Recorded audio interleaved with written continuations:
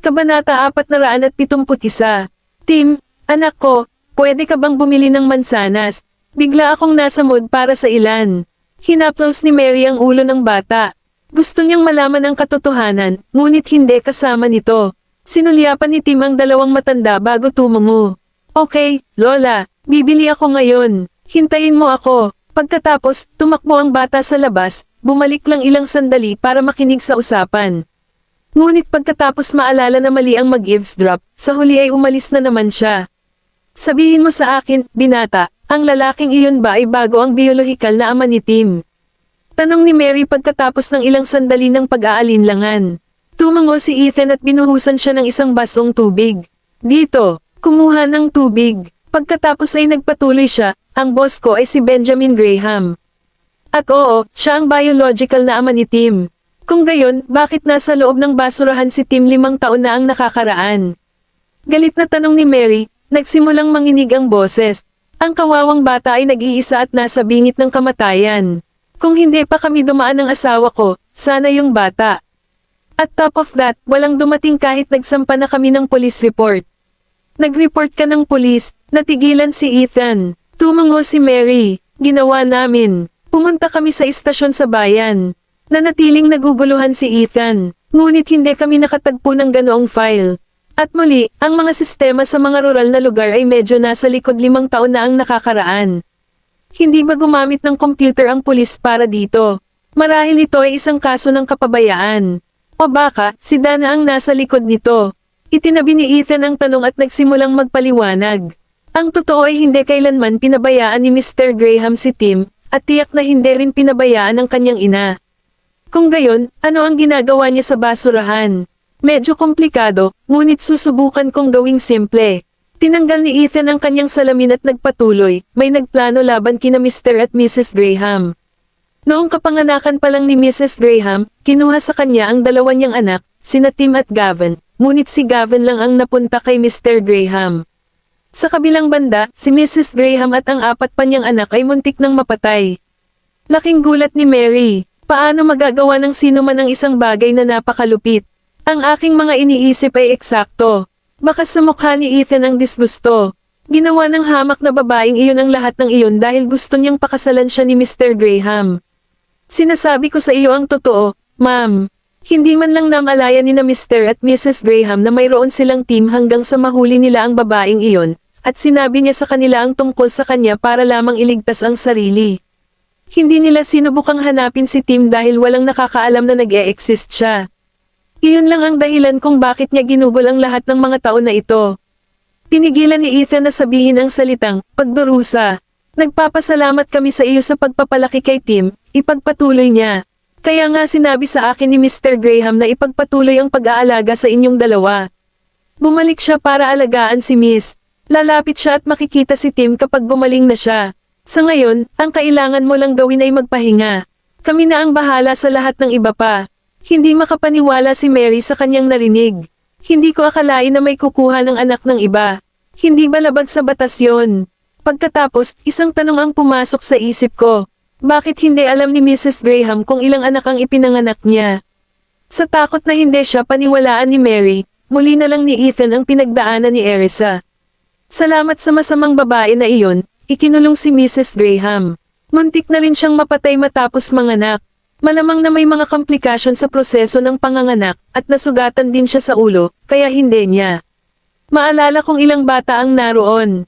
Nagkaroon ka na rin ng mga anak, kaya naniniwala akong alam mo kung ano ang nangyari sa kanya. Sa katunayan, isa sa mga sanggol ay isinilang napatay na. Nakuha ko na ngayon. Iyan ang nagpapaliwanag kung bakit walang dumating para iuwi ang kawawang bata. Napabuntong hininga si Mary sa pagkadismaya. Kabanata 472. Napansin ni Mary kung gaano kaganda ang pananamit ni Ethan. Ano ang ginagawa ni Mr. Graham, kung ayaw mong itanong ko? Maingat na tinitigan ni Ethan ang matandang babae. Hindi naman kasi sila magkakilala ng husto kaya hindi niya maiwasang tanungin ang intensyon nito nang marinig ang tanong nito. Huwag mo akong intindihin. Gusto ko lang malaman kung ano ang magiging buhay ni Tim sa pagbabalik niya kay Mr. Graham. Ngayon, naawa si Ethan sa pagdududa sa kanya. Huwag kang mag-alala, magkakaroon si Tim ng pinakamagandang kapaligiran para lumaki. Si Mr. Graham ay isang negosyante. Tumango si Mary. I suppose that doesn't really matter as long as mahal siya ng parents ni Tim. Walang sinasabi ang kawawang bata, pero alam kong medyo may hinanakit siya simula nang malaman niyang ampun siya. Iniisip niya na iniwan siya ng kanyang mga tunay na magulang. Malalaman ni Ethan ang kilos at pananalita ni Tim matapos malaman kung sino ang tunay niyang ama. Sa tingin ko maiintindihan niya pagkatapos ipaliwanag ni na Mr. at Mrs. Graham ang lahat. Masyado silang nagmamalasakit sa kanya. Sisiguraduhin kong kakausapin ko siya. Napangiti si Mary, lalong nanghihina ako. Nag-aalala ako sa maaaring mangyari kung bigla akong umalis sa mundong ito balang araw. Ang sakit ng anak ko. Hindi ko alam kung ano ang magiging kinabukasan ni Tim kung wala na ako para protektahan siya. Kaya naman sobrang saya ko at gamaan ang loob ko na sa wakas dumating ka na para sa kanya. Habang nagsasalita siya, mas lalo siyang nanlulumo. Maging si Ethan ay nahirapan ding marinig ang kanyang mga sinabi. Huwag kang masyadong magalit, ma'am. You look pretty healthy. Dapat ay kaya mong mabuhay ng maraming taon pa. Gayunpaman, umiling si Mary. Matanda na ako. Alam ko ang sarili kong katawan. Ang makitang bumalik si Tim sa kanyang tunay na pamilya ay higit pa sa sapat para sa akin. At least makakaalis na ako nang hindi na kailangang mag-alala sa kanya. Pero ma'am, isipin mo kung ano ang nararamdaman ni Tim. Talagang nagmamalasakit siya sa iyo. Kahit na sa wakas ay natagpuan na niya ang kanyang mga magulang, sigurado akong malulungkot siya kung hindi ka na niya makikita. Natahimik si Mary sa narinig. Wala siyang duda kung gaano siya kamahal ni Tim. Siya ang nagpalaki sa kanya pagkatapos ng lahat. Gagawin ko ang lahat para sumailalim sa paggamot ko. Ngayon, lahat ay nakasalalay sa kapalaran. Hindi alam kung paano pa siya aaliwin, hinayla ni Ethan ang isang upuan at umupo sa tabi ng kama. Lumingon si Mary sa kanya. Bakit hindi ka mamasyal sa labas, binata? Hindi mo kailangang manatili dito sa tabi ko. Kailangan kitang bantayan habang wala si Tim. Kailangan mo bang gumamit ng banyo? Oo, alam ko. Sorry sa abala. Nang makita kong gaano siya katigas, pinili ni Mary na huwag tanggihan ang kanyang kabaitan. Hindi naman. Umakyat si Ethan at maingat na binuhat si Mary. Ipaalam sa akin kung masama ang pakiramdam mo. Ayos lang ako. Huwag kang mag-alala. Takot na takot kami nung umubo ka ng dugo. Hindi mo na kailangang pagdaanan iyon kung sinabi namin sa iyo kung sino tayo sa simula pa lang, paumanhin ng lalaki. Hindi mo kasalanan. Nanghihina lang ako. Tinulungan ni Ethan si Mary na makapunta sa banyo. Samantala, tinungo ni Tim ang mga nagtitinda ng prutas sa tabi ng ospital. Karamihan sa kanila ay medyo mahal. Pagkatapos ay naglakad siya papunta sa stall ng isang matandang babae. Okay lang ba kung isa lang ang kukunin ko?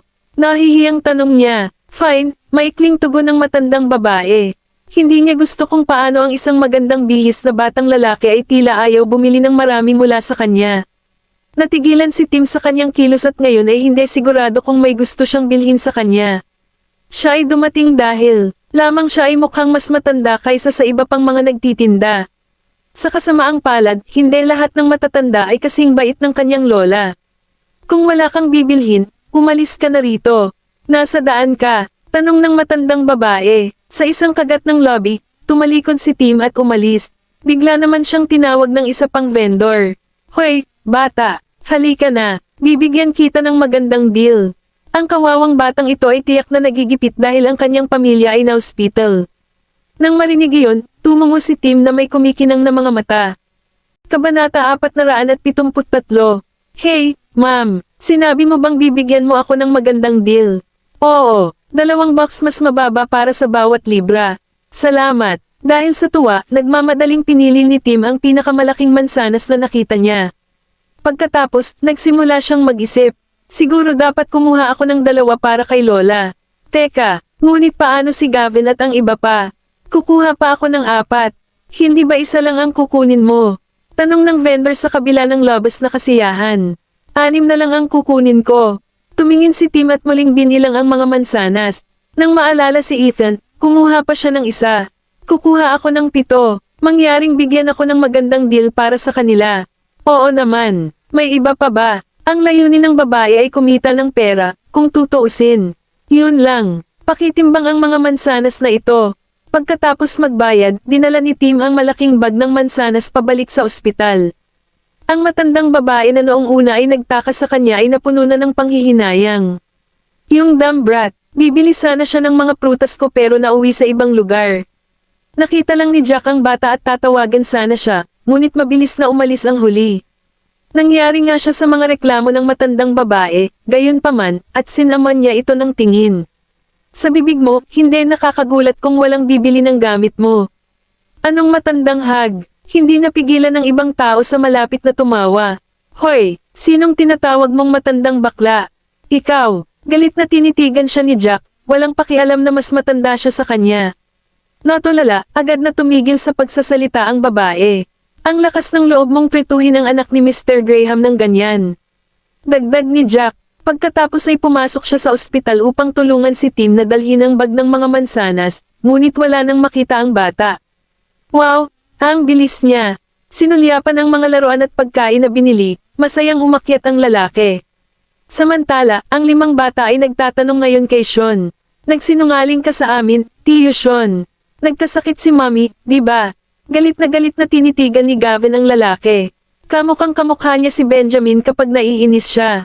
Sabihin sa amin kung ano ang nangyari sa aming mommy, Tiyo Sean, demanded Zachary. Nagalit ang mga bata na sinabi ni Sean sa kanila na maayos ang kanilang ina. Hindi nakakagulat na hindi namin siya makontak, at hindi rin niya kami tinawagan. Magsisisi ka kung hindi mo sasabihin sa amin ang totoo, Tiyo Sean.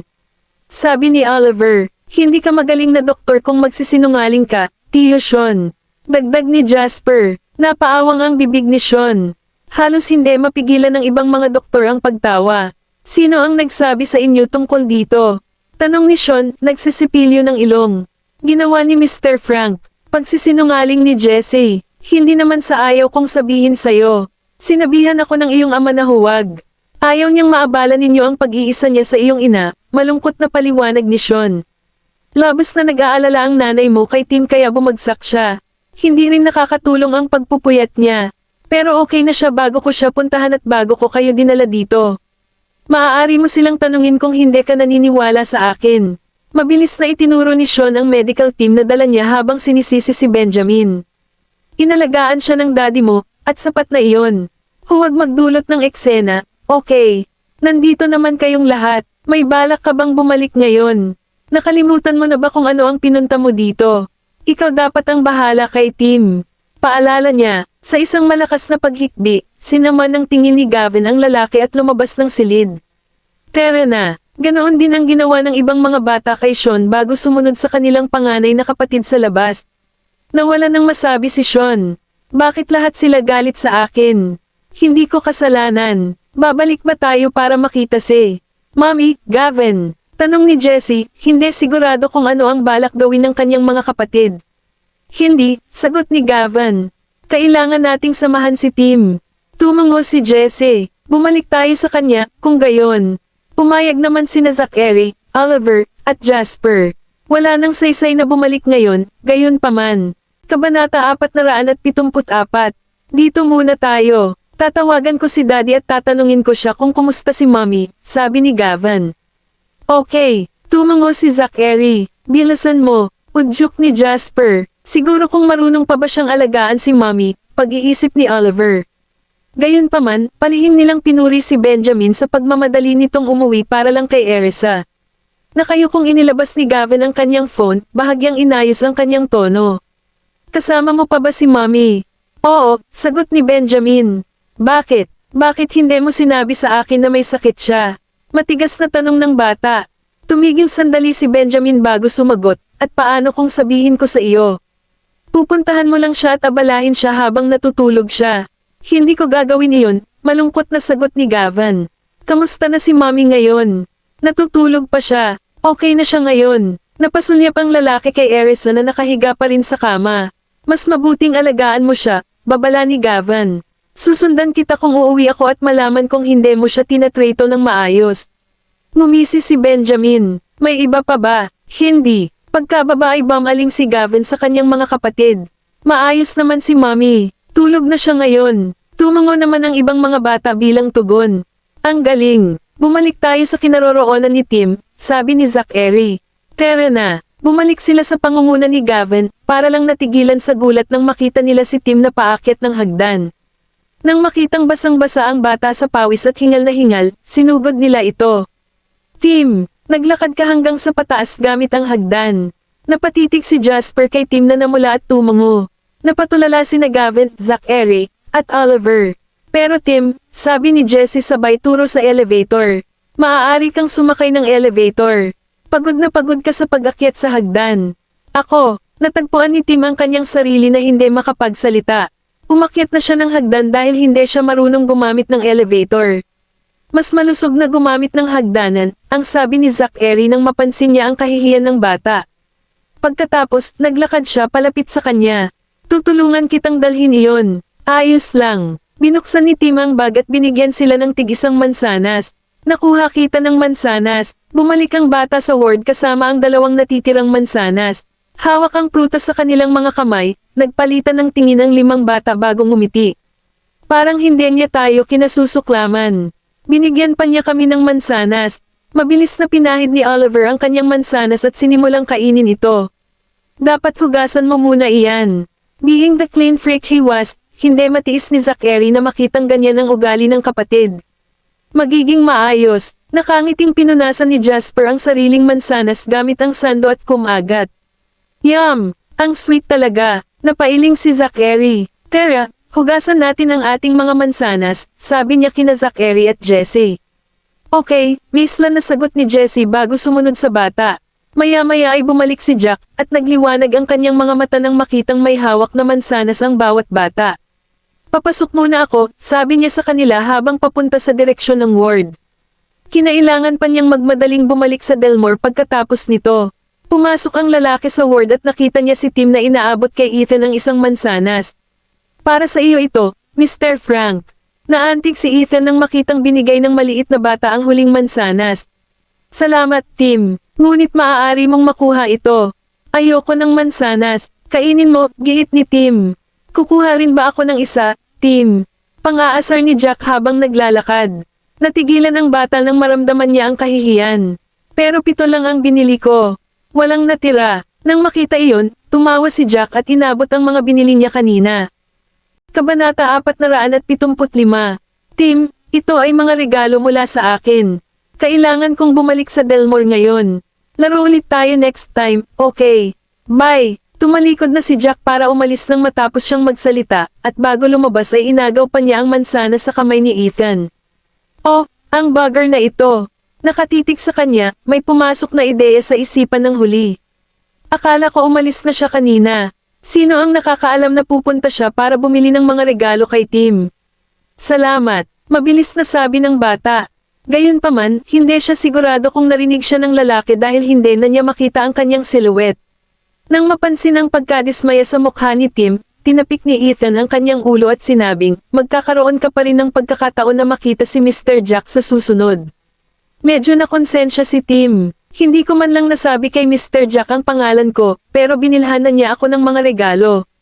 Mr. Frank, nasa iyo ang numero ng telepono ni Mr. Jack, tama ba? Pwede mo ba akong tulungang magpasalamat sa kanya? Siyempre naman, sabi ni Ethan sabay tango. Pagkatapos, pinadalhan niya ng text si Jack sa harap mismo ng bata. Nang makitang nakatulog si Mary, wala nang ibang pagpipilian si Tim kundi itabi ang mansanas. Pagod ang lola mo kanina, kaya natulog. Huwag kang mag-alala, pag-aaliw ni Ethan. Nang marinig iyon, tumungo si Tim at umupo sa tabi ng kama, pinananatili ang matandang babae. Maya-maya ay bumalik na si Gavin at ang iba pa. Sa sandaling na-check up nila si Mary, sa wakas ay nagtanong sila tungkol kay Jack. Hindi ba nandito si Mr. Jack kanina? Bumalik siya sa Delmore, sagot ni Ethan. Nagulat ang 5 bata sa narinig. Bakit siya bumalik sa Delmore muli? Tanong ni Zachary. Pumunta siya doon dahil kailangan niyang tumulong sa trabaho ng daddy mo, paliwanag ng lalaki. Lumapit ang 5 bata sa kinaroroonan ni Tim at napansin nilang isang mansanas na lang ang natitira. Nahulaan nila na malamang para kay Mary iyon. Pagkatapos magpalitan ng tingin sa isa't isa, pumunta sila sa coffee table at tumulong sa paghiwa ng ilang mansanas. Pagkatapos, inayos nila ito sa isang plato. Tim, halika kumuha ng ilang mansanas. Tumawag si Gavin. Mauna na kayo. Gusto kong makasama si Lola. Tiningnan sila ni Tim, ngunit hindi siya sumama sa kanila. Kumikislap ang mga mata, lumingon ang una kay Jasper at binigyan ito ng tingin. Nang makita iyon, agad na lumapit ang huli at kinaladkad si Tim papunta sa kanila. Tulog si Lola, kaya punta tayo dyan. Kung mananatili ka dyan, baka may istorbo mo ang pahinga niya. Madaling kinaladkad ang bata dahil medyo malakas si Jasper. Halika at sabay tayong kumain. Matingkad nang umisi si Zachary habang lumalapit para bigyan ng espasyo si Tim. Pagkatapos, hinayla siya paupo, kumuha siya ng isang piraso ng mansanas na may toothpick at ipinakain ito sa huli. Walang paraan si Tim para tanggihan siya. Kinuha ang toothpick mula sa kanya, sinabi niya, kumain din kayo. Masarap ang binili mong mansanas, Tim. Nakangiting sabi ni Jessie pagkatapos niyang kainin ang isang piraso ng mansanas. Tila hindi niya maalis ang tingin nang makita ang matingkad ng ngiti ng dalaga. Napakaganda ng kanyang ngiti. Hayaan mong sabihin ko sa iyo ang isang sikreto na hindi alam ni Daddy. Pagkatapos, nakasandal, mamulong si Oliver, kapatid natin si Jessie. Nalilito, tinitigan ng mabuti ni Tim si Jessie. Hindi siya mukhang babae kahit anong tingin ko sa kanya. Hehe, babae ako, Tim. Masayang humadjadjak ang dalaga, lumantad ang kanyang mga ngipin at maging ang kanyang gilajed. Ito ay simpleng kaibig-ibig. Oh, napatulala si Tim. Akala ko lalaki ka. Nakangiting sabi ni Gavin, sinabi ni Mommy kay Jessie na magsuot ng boyish na damit tulad natin, at pinaiklipan niya ang kanyang buhok. Akala ko noon palang kapatid natin. Siya, naintindihan kaagad ni Tim nang marinig iyon. Hindi napigilan ni Ethan na maging masaya para kina Benjamin at Erisa nang makita niyang maayos na ang pakikitungo ng bata sa iba pang mga bata. Ito ay isang magandang bagay. Pagkatapos ay kinunan niya sila ng larawan at ipinadala ito kay Benjamin. Sa paglapit ni Gavin, Zachary, Oliver, Jasper, at Jessie, masayang umupo si Tim sa kanila habang ninanamnam ang mga mansanas. Nakipaglaro pa sa kanya ang 5 bata nang matapos silang kumain. Hindi nagtagal at naging malapit na sila sa isa't isa. Sa Delmore, ilang oras pang natulog si Erisa bago siya tuluyang nagising. Nang siya ay bumangon, ang kanyang IV drip treatment sa wakas ay tapos na. Sa pagkakataong ito, medyo na-refresh ang pakiramdam niya. Nang makitang wala si Benjamin, bumangon siya at dali-daling naghilamos ng mukha at inayos ang buhok, naghahanda ng umalis. Gayunpaman, nang makarating siya sa pintuan, hinarangan siya ng mga bodyguard. Pakiusap bumalik sa loob, Miss York. Kabanata 476. Sa kanyang mga kamay sa kanyang balakang, pinandilatan sila ni Erisa at sinabing, gusto kong pumunta sa North Stream at hanapin ang aking anak. Hindi kami papayag na gawin mo iyon. Kung wala ang utos ni Mr. Graham, hindi ka namin matatakasan. Kahit na naawa sila, may mga matitinding tingin pa rin sa mga mukha nila. Inilibot ng babae ang kanyang mga mata sa paligid ng silid, pagkatapos ay tumingin sa direksyon sa likuran nila at sumigaw, nandito ka na, Benjamin. Sa pag-aakalang si Benjamin talaga iyon, lumingon ang mga tanod para batiin ang kanilang amo. Gayunpaman, napagtanto nila na sila ay naloko. Sinamantala ni Erisa ang pagkakataon at tumakbo palabas. Miss York, mabilis na nag-react ang mga bodyguard at hinabol siya. Habang nakatutok ang isip niya sa pagtakas sa mga lalaking nasa likod niya, hindi niya pinansin ang harapan niya at nabunggo siya sa dibdib ng kung sino. Isang pamilyar na amoy ang bamalat sa kanyang ilong, at siya ay agad na nanlamig. Hindi pwede. Paano magiging masama ang kapalaran ko? Saan ka pupunta? Isang pamilyar ngunit nakakatakot na boses ang narinig mula sa itaas niya. Nakangiting tumango si Erisa sa kanya. Medyo nagilty siya nang makita ang pares ng madilim na mga mata. Masakit ang tiyan ko, kaya gusto kong gumamit ng banyo sa labas. Pero hinarang ako ng mga bodyguard mo at ayaw akong palabesan. Pinulupot ni Benjamin ang kanyang braso sa kanyang baywang at hinakay siya pabalik sa ward. Wala bang isa sa kwarto? Natatakot ako na mabaho ang kwarto. Nagpumigla si Erisa, ngunit nabigong makawala. Hindi mabaho kung buksan mo ang exhaust fan, seryosong sagot ni Benjamin habang dinadala siya pabalik sa silid. Pagkatapos, sumulyap pabalik sa kanya, sinabi niya, go on. Dahil doon, hindi alam ni Erisa kung ano pa ang sasabihin. Isa pa, dahil sinabi nga niya na sumasakit ang tiyan niya, wala siyang ibang pagpipilian kundi ang gumamit ng banyo. Ayaw niyang mabunyag ang kasinungalingan niya. Nanatili siya doon ng ilang minuto bago lumabas. Sa pagbukas ng pinto ng banyo, ang bango ng pagkain ay tumama sa kanyang ilong. Nakaupo si Benjamin sa tabi ng coffee table, at maraming pinggan ang nakaayos dito. Halika na at kumain, sabi niya habang nakatingin sa paligid. Kumalabog ang tiyan ni Erisa, at naglakad ito para maupo sa tapat ng lalaki. Saka lang niya kinuha ang tinidor para kainin. Mapapalabas na ako kapag tapos na akong kumain, seryosong sabi niya, na hindi nagbigay sa kanya ng puwang para sa talakayan. Okay, sagot ni Benjamin. Nang marinig iyon, natigilan si Erisa saglit bago tumingin sa kanya. Lalong natarante siya nang makita niya ang malalim na titig sa mga mata nito. Bakit ba bigla-bigla na lang siyang nagiging cooperative? Paano kung palabas lang? Gusto kong pumunta sa North Stream para hanapin ang anak ko. Sure, sagot ni Benjamin sabay tango. Wala siyang pagtutol. Nagulat si Erisa sa kanya. Naging matulungin siya pagkatapos niyang magising. May nangyari ba habang natutulog ako? Sinulyapan ni Benjamin ang gulat sa mukha nito, pagkatapos ay pinakain siya ng isang piraso ng karne. Mabuti pang kumain ka ng busog kung gusto mong hanapin ang iyong anak. 8:30 na ang flight natin, walang pakialam niyang sabi habang patuloy na pinapakain. Sa isang iglap ay nagningning ang mga mata ni Erisa. Sinasabi mo ba na nakapag-book ka na ng mga tiket sa eroplano? Hindi na kailangan iyon, sabi niya. Kumaibat ang sulok ng lobby ng babae, totoo. May sarili siyang eroplano, kaya hindi na siya kailangang mag-book ng tiket. Kung ganoon, bakit hindi tayo umalis ng mas maaga? Bakit maghihintay hanggang alas 8:30? Nanlilisik ang mga mata ni Benjamin sa kanya. May meeting ako sa kalahating oras. Ano ang kailangang gawin ng iyong pagpupulong?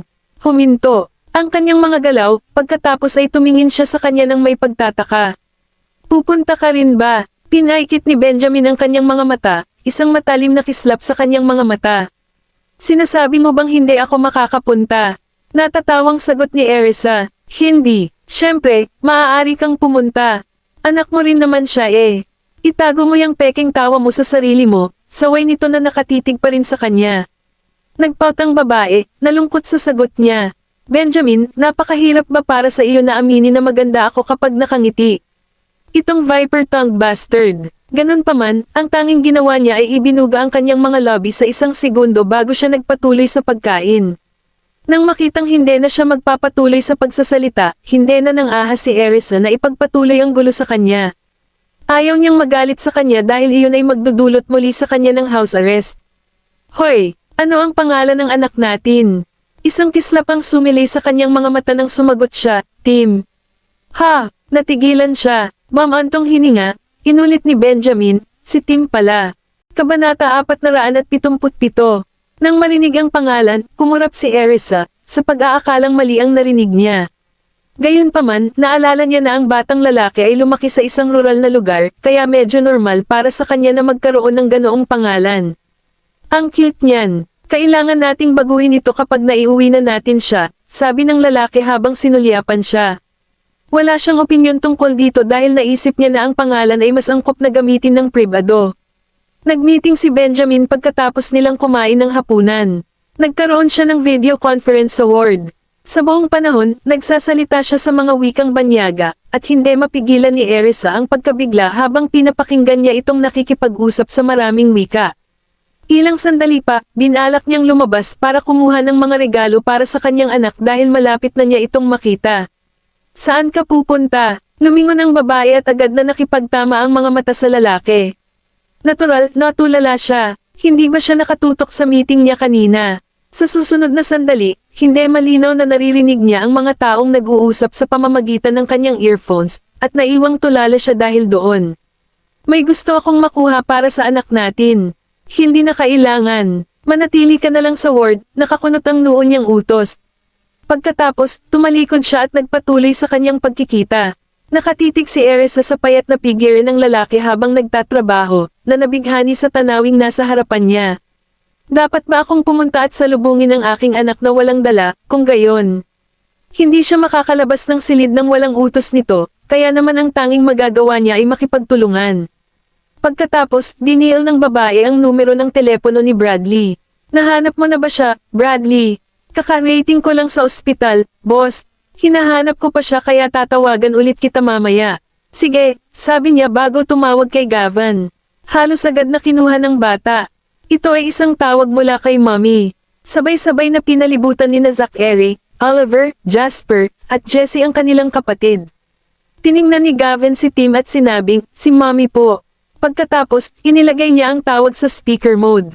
"Mommy!" Dumating ang boses ng 5 bata, at agad na sumili ang ngiti sa mukha ni Erisa. Nagdulot ng saya sa kanya ang mga boses nila, at sobrang na-miss niya sila dahil isang araw niya silang hindi nakita. "Naging mabuti ba kayo? Masama pa ba si Gavin?" Sumili ang inggit sa mga mata ni Tim nang marinig ang banayad na boses mula sa tawag. Kasunod nito, tumingin siya kay Gavin. "Masama ba ang pakiramdam niya?"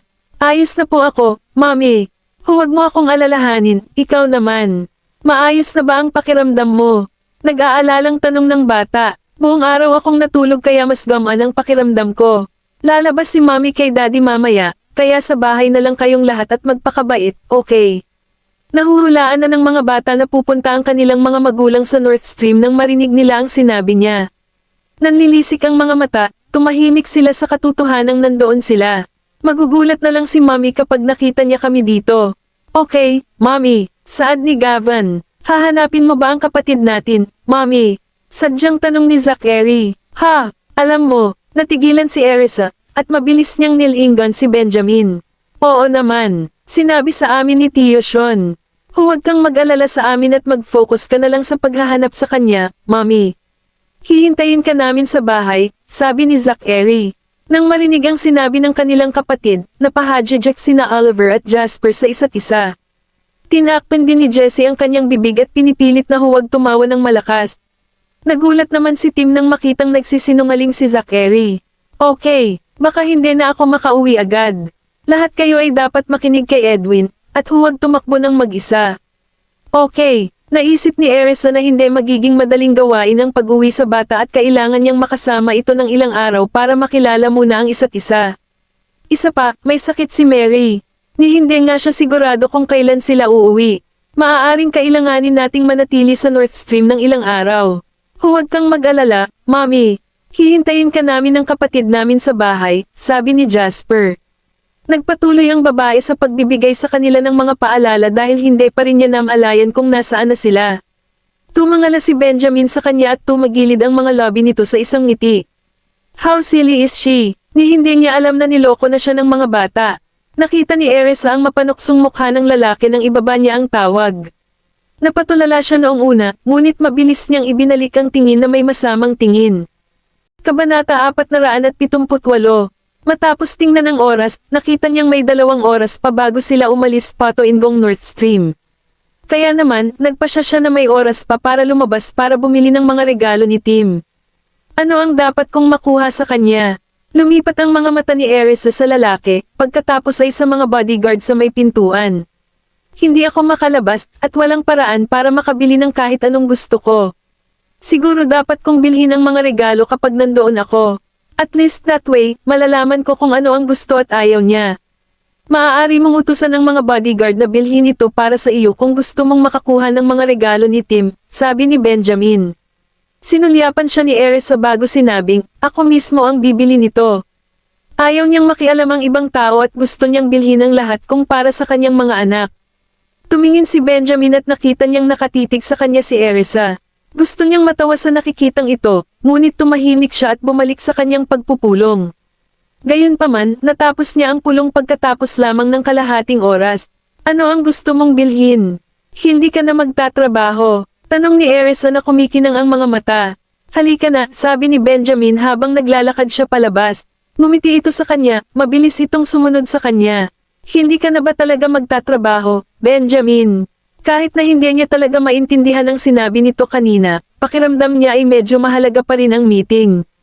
Ang vice-presidente ang hahawak nito at iuulat ang lahat sa akin mamaya. Nang makitang medyo malayo ang pagitan nilang dalawa, inabot ng lalaki ang kamay niya. Sinaman siya ng tingin ni Erisa at sinubukang tanggalin ang kamay niya, pero walang silbi. "Masama ba ang pakiramdam mo kahit saan?"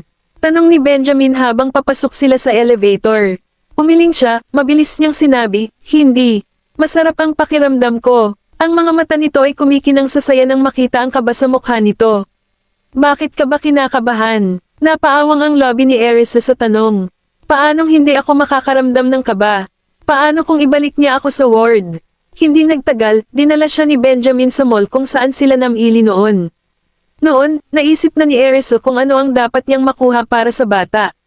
Dumiretso sila sa tindahan ng mga damit ng mga bata at bumili ng mga damit at sapatos na kapareho ng estilo ni Gavin at ng iba pang mga bata, at bumili siya ng 2 set ng lahat ng napili niya. Ang buong proseso ay ginawa sa ilalim ng kalahating oras. Tapos na akong mamili, Benjamin. Tara na. Nakita ni Benjamin kung gaano siya kabalisa, at kinuha niya ang mga shopping bag mula sa kanya at tumingin sa loob. 2 set. Tumango si Erisa at sinabing, hindi ko alam kung ano ang gusto niya, kaya bumili ako ng mga bagay na kapareho ng una sa mga bata. Kung ano man ang mayroon ng kanyang mga kapatid, dapat ay mayroon din siya. Ang isa sa mga set ay mula sa akin. Pagkatapos ay hinawakan niya sa isang kamay ang mga shopping bag at sa kabilang kamay naman ni Erisa. Kumaibat ang mga labi ng babae, at hindi niya maiwasang sabihin, magkakaroon lamang ng kahulugan ang mga regalo kong. Sila mismo. Tiningnan siya ni Benjamin at sinabing, sumama ako sa iyo para kunin ang mga regalo. Hindi pa ba sapat iyon? Ngunit ako ang nagbayad para sa kanila. Habang sinasabi niya iyon, binigyan niya ito ng tingin na tila nagsasabing, ako mismo ang bumili ng lahat dito. Hindi namin ito ibinabahagi. Natigilan ang lalaki dahil doon. Hinayla siya nito sa yakap at ipinulupot ang mga braso sa baywang nito. Lumapit siya, sinabi niya, talaga bang magiging calculative ka sa akin? Naamoy niya ang pabango mula sa katawan nito, at bumilis ang tibok ng puso niya. Nagsasabi lang ako ng totoo. Pinaikit ni Benjamin ang kanyang mga mata dahil doon. Madali siyang inisin ng babae. Pagkatapos, nang walang babala, inilapat niya ang kanyang mga labi sa kanyang mga labi. Magaspang siya sa halik, halos parang sinusubukan niya itong parusahan. Namula ang mukha ni Erisa. Hindi niya inaasahan na hahalikan siya nito sa publiko. Binitawan lang siya nito ng tuluyan na itong tumahimik. Dahil sa hiya, pinandilatan siya nito. Benjamin, ikaw, gusto mo bang halikan kita ulit? Tanong ni Benjamin habang nakataas ang isang kilay sa kanya, may malademonyong ngiti sa lobby. Napakurap si Erisa ng ilang beses bago siya sambat, anong pinagsasabi mo? Ikaw ang nagsamantala sa akin. Nang marinig iyon, pinaikit niya ang kanyang mga mata at samandal, ngunit mabilis itong tumalikod upang maiwasan siya. Kita mo, nahulog ka sa akin, hindi ba? Nagningning ang mga mata, tumingin sa kanya ang babae na may isang matagumpay na ngiti. Ibinaba ni Benjamin ang kanyang tingin sa kanya, at nang makita kung gaano siya kamayabang, tumugon siya ng isang nguso, ang ibig sabihin ba ng paghalik sa iyo ay gusto kita? Bakit mo ako hahalikan kung hindi mo ako gusto? Hindi mo ba alam kung gaano kadumi ang ating mga bibig? Kakayanin mo bang humalik sa taong hindi mo gusto? Ganti ni Erisa, madumi ba ang bibig niya? Ngunit ito ay medyo matamis. Kabanata 479. Gusto ko lang sanang takpan ang bibig mo dahil wala kang sinasabing maganda. Natawa naman si Erisa sa sobrang inis. Bitawan mo ako, bakit mo ako hinahawakan? Habang nagsasalita siya, binawi niya ang kamay niya at naglakad palayo.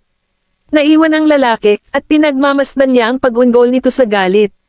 Galit ba talaga siya? Mabilis niya itong naabutan at mamulong sa kanyang tainga, pumunta tayo sa North Stream ngayon. Binigyan siya ni Erisa ng side eye habang sinabing, pupunta pa rin ako kahit hindi ka.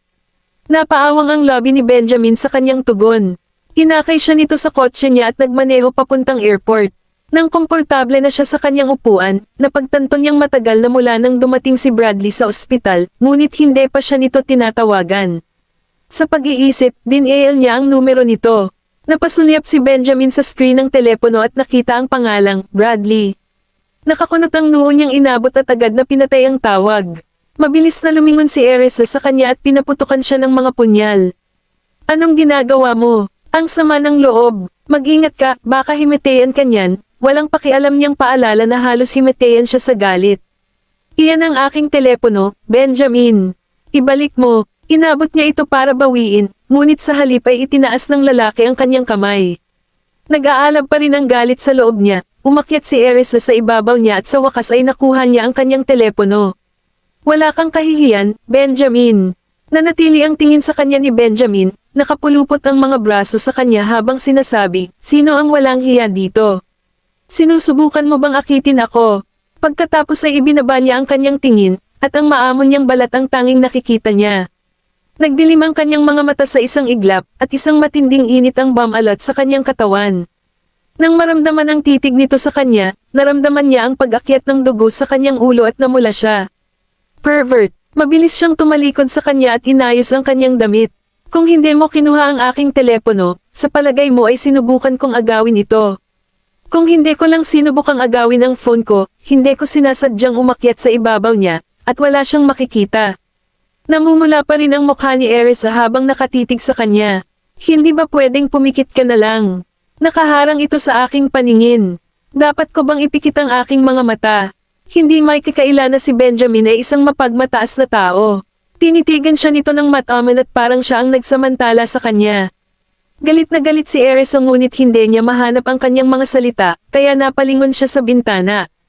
Dama po ang mga mata ni Benjamin sa kanyang balingkinitang leeg, at napalunok siya ng husto sa nakitang nasa harapan niya. Sa nangyari, tuluyang nakalimutan ni Erisa na tatawagan niya si Bradley. Samantala, sa wakas ay natagpuan ni Bradley ang ward na si Mary ay naruroon at nagulat siya nang makita niyang naroon ang 5 sa mga bata. Bakit ka nandito, Mr. Hinton? Sinabi sa akin ng mami mo na puntahan kita.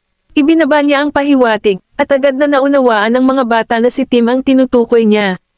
Hinayla ni Zachary si Tim at sinabing, Mr. Hinton, ito si Tim. Pinag-aralan ni Bradley ang batang nauna sa kanya. Madali lang siyang makilala dahil maitim ang balat niya at sobrang payat niya. Tim, ito si Mr. Hinton. He's a great friend of mommy. Patuloy na pagpapakilala ni Zachary. Hello, Mr. Hinton. Nang marinig ang boses ng bata, tinapik ng lalaki ang kanyang ulo na may ngiti sa kanyang mukha, saka iniabot sa kanya ang isang larwang kotse. Hello, Tim. Regalo ko ito. Nagmamadali akong pumunta dito, at hindi ko alam kung ano ang nagustuhan mo. May ibibigay ako sa iyo na mas maganda sa susunod na makita. Kita, kinakabahang kinuha ni Tim ang regalo mula sa kanya at nahihiyang sinabi, Salamat, Mr. Hinton.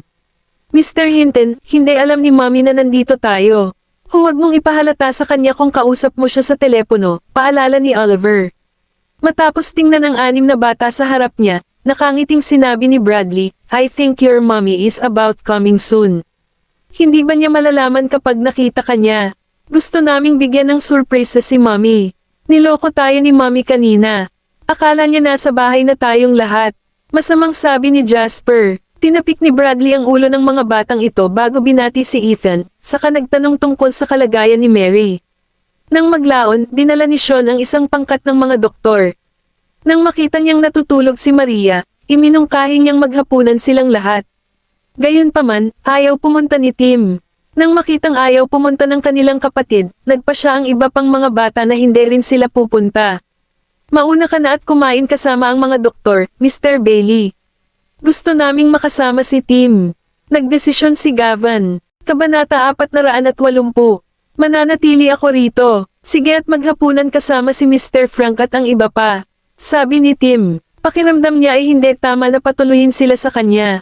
Ayos lang. Sasamahan ka namin. Lumapit si Zachary at ipinulupot ang braso sa balikat ni Tim.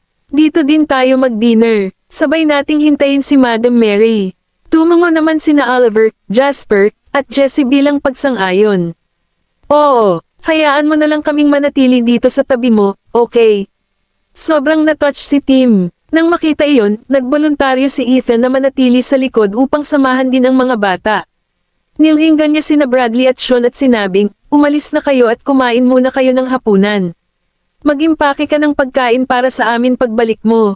Walang choice si Sean kundi pumayag sa ayos. Sige na, dadalan ka namin ng hapunan. Sabihin mo sa amin kung ano ang gusto mong kainin. Pagkatapos, umalis si Sean para kumain ng hapunan kasama ang iba. Gustong manatili ni Bradley, ngunit sinabihan siya ng maliliit na bata na umalis. Dapat sumama ka rin sa kanila, Mr. Frank. Dalhan mo na lang kami ng hapunan pagbalik mo. Sinubukan ding itulak ni Gavin si Ethan. Pakiusap, hayaan mo akong bumalik. Mag-aalala ang daddy mo kung walang matanda dito na magbabantay sa inyong lahat. Pakiramdam ni Ethan ay obligado siyang bantayan ng maliliit na ito. May bodyguards naman tayo dito diba? Huwag kang mag-alala, Mr. Frank. Hindi kami tatakbo. Mananatili na lang tayo sa ward. Saad ni Zachary. Pakiusap, Sir Frank. Ihahatid kita kung kailangan namin ng tulong mo. Dagdag ni Tim, kawawang Mr. Frank, hindi pa siya nakakapagpahinga simula nung binantayan niya kami simula nung pumunta siya dito. Bumigay si Ethan at nag-dinner kasama ang iba. Manatili ka rito, at huwag kang tatakbo, okay? Tumango ang 6 na bata at ikanaway ang kanilang mga kamay sa hangin, sumenyas na umalis na siya. Tara na, bumalik ka na lang kaagad. Hindi na kayanan ni Bradley kung gaano kabagal si Ethan. Tinulak niya si Ethan, nag-udyok sa kanya na umalis sa ward. Sina Zachary, Oliver, Jasper, at Jesse ay napaka-independyenta. Kaya naman kumpiyansa si Bradley na kaya nilang pangalagaan ang kanilang sarili. Alam din niyang mag-aasal sila sa ospital. Si Gavin, na pinalaki ni Benjamin mula pa noong siya ay sanggol, ay isa ring mabuting anak. Siguradong hindi tatakbo si Tim dahil kailangan niyang alagaan si Mary. Inutusan ni Ethan ang mga bodyguard na bigyang pansin ang 6 na maliliit at si Mary. Sinabi rin niyang tawagan siya kung may mangyari. Pagkatapos ay umalis siya sa ward kasama si Bradley. Nang makaalis ang mga matatanda, tinanong ni Gavin si Tim, ano ang gusto mong kainin? Hihilingin ko kay Mr. Frank na mag-impake ng ilan para sa iyo. Okay lang ako sa kahit ano. Sagot ni Tim. Lumaki sa isang mahirap na pamilya, natutunan ni Tim na kumain ng anumang magagamit niya. Tumango si Gavin. Pagkatapos ay bumaling siya kina Zachary, Oliver, Jasper, at Jesse. Kumusta naman kayo? Anything will do. Alam naman ni Mr. Hinton kung ano ang gusto namin, sagot ni Zachary. Alam niyang hindi ngayon ang oras para maging mapili.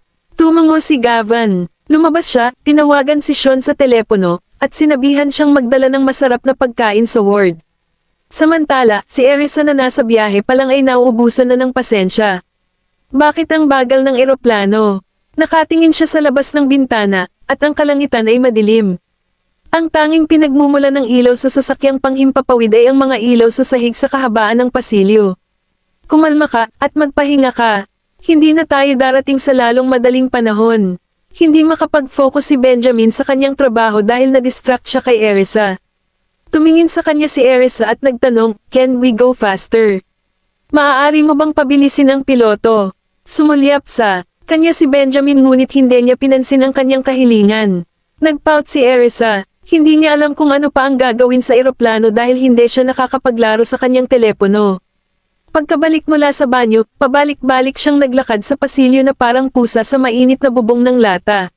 Sinulyapan niya ang abalang lalaki bago siya umupo. Ano kaya ang magiging reaksyon ng anak ko kapag nakita niya ako? Matutuwa ba siya na makita ako? Matatakot ba siya sa akin?